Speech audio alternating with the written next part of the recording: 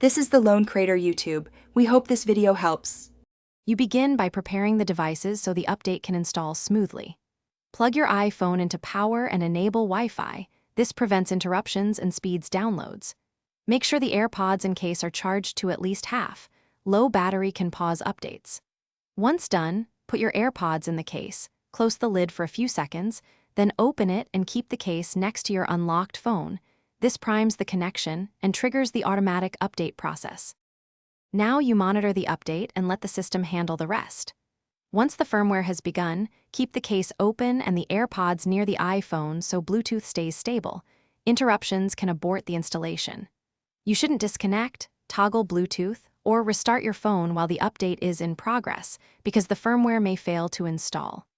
To verify completion, make sure you go to Settings, General About, and select your AirPods to confirm the new firmware version number. Finish by confirming the firmware version and testing audio features so you know the update succeeded.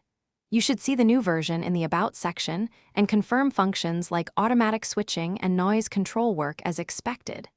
If it doesn't update, perform a reset. With the case open, hold the Setup button for about 15 seconds until the LED flashes amber then white. Reconnect and repeat the earlier steps. If problems persist, make sure both devices are charged and try again. Thanks for watching. Consider subscribing if we helped you.